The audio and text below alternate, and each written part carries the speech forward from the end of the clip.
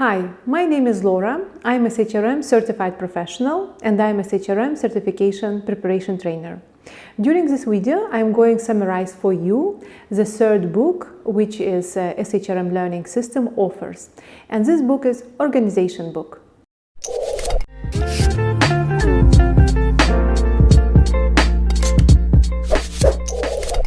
So we are going to talk today about Organization Book, which has 5 main modules. The first module is structure of HR function. The second module is organizational effectiveness and development. The third one is workforce management. Fourth one is employee and labor relations. And the last one, fifth one, is technology management. So as you can see, this book is also very rich in a content, and I really like this book, and this book really gives you a very solid knowledge of organization. So let's summarize and let's look inside what SHRM offers in the first module, which is structure of HR function. In structure of HR function, we talk about HR role in organization, and we know that there are 3 roles of HR: administrative role, strategic role, and operational role. SHRM summarizes and opens up each of this role in this book, in this module specifically. And also we talk about the difference. What is the difference between HR generalist, for example, and HR specialist? Or what is the difference between HR generalist and HR business partner? Who are HR managers and who are HR directors? And when it is right time to call yourself, for example, HR vice president. So at the same time, this module gives us a solid understanding of HR stakeholders. And who are HR stakeholders? It's finance department, it's research and development, marketing and sales, and other departments of organization, and how we work cross-functionally with these departments. This was the first module. The second module is organizational effectiveness and development. And in organizational effectiveness and development, we talk a lot about how to make an efficient and effective organization, how to work even much better with less resources and deliver better results. And it's extremely important. We talk about organizational interventions.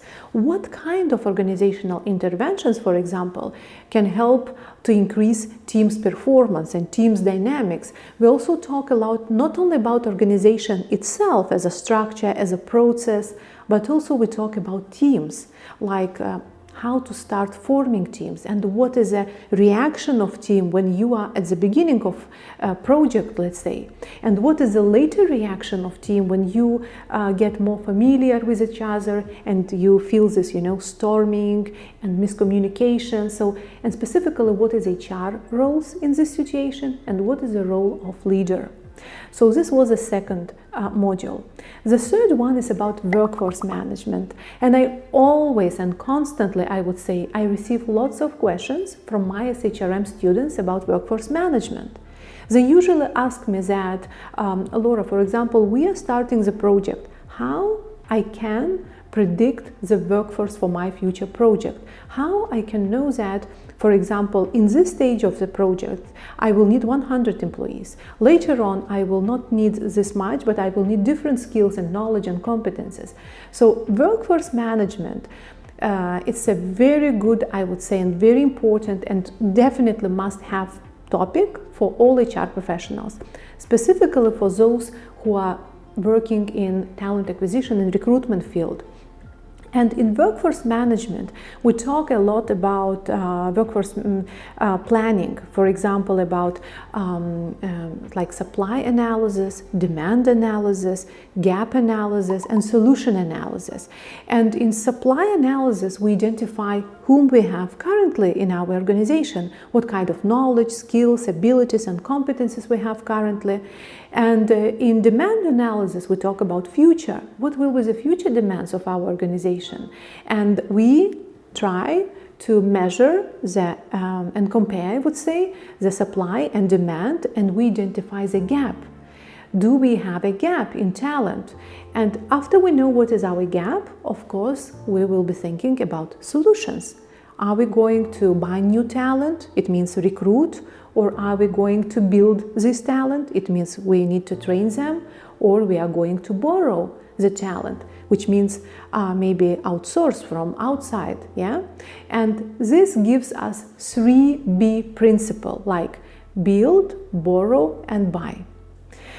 The next module, which is about employee and labor relations, I would say it's one of the amazing modules. Please don't underestimate the value of this module, because this module speaks about International Labor Organization, which was formed in 1919 and which was like prerequisite for all, you know, these HR societies and HR world. And it talks a lot about main principles and main rights of employees according to International Labor Organization. One of the rights, for example, is to bargain collectively. Another right is the equal pay between man and woman. The third thing, it's about child labor, so some concerns and some issues in child labor. And of course, maybe forced labor, for example. So I really like this model and how they integrate international conventions, international law into local laws.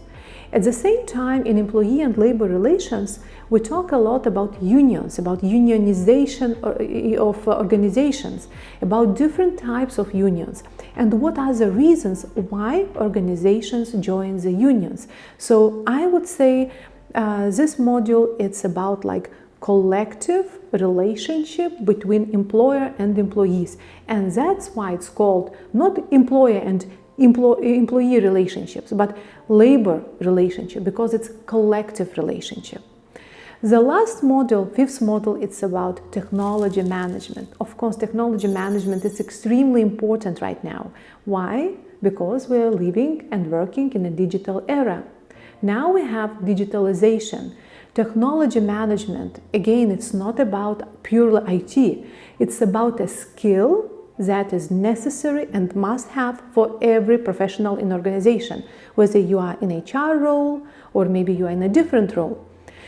And from this perspective, we as an HR professionals, we need to know, for example, how to negotiate our HRIS with our vendors, what we need to consider, yes, what needs to be included in HRIS. Or maybe we will say that we want best of breed services. Best of breed services means separate software for different HR functions. For example, for recruitment function, we will have different ATS, applicant tracking system, yeah?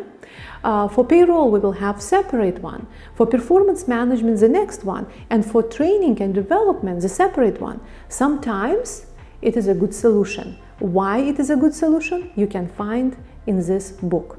So I really recommend you to read this organization book and to take it seriously, because this is very important module and very important book that gives us a better idea about organization, gives us a wider perspective of HR function, and gives us a knowledge not only purely about like HR technical skills, but about IT skills, about skills of international law, about skills of planning the workforce. So this is something that really must have in every HR professional. Thank you for watching. See you next time.